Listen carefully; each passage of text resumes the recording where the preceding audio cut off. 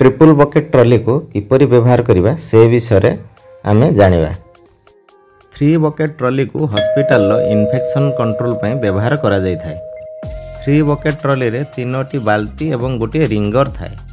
प्रथम बाल्टी रे हाइपोक्लोराइड सॉल्यूशन नेचु, द्वितीय बाल्टी रे खाली रखिचु एवं ता ऊपर रिंगर लागिछि, तृतीय टी रे हमें प्लेन वाटर नेचु।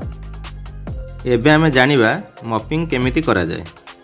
मॉप को हमें प्रथमे प्लेन वाटर रे बुड़ाई ओदा करिबा। एबे रिंगर रे प्रेस करिबा।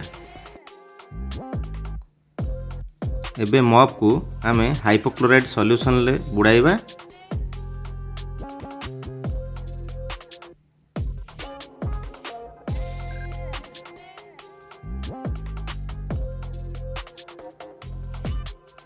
आउ थरे रिंगर रे प्रेस करिबा।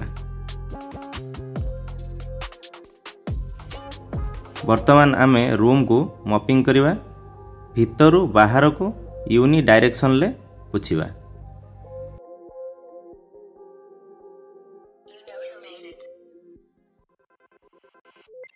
एबे आमे मॉप को प्लेन वाटर रे सफा करिबा।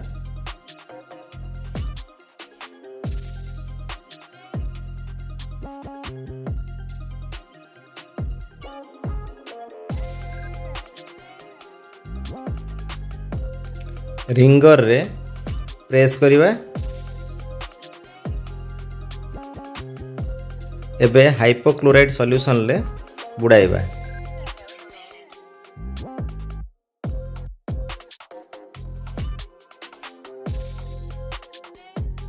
मॉप को रिंगर रे प्रेस करिबा।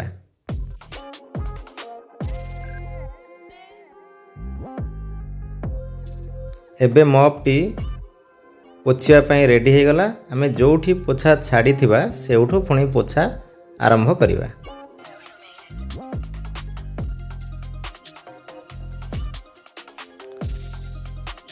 एही भली भाबरे 3 बकेट सिस्टम को हॉस्पिटल ले यूज करा जाए।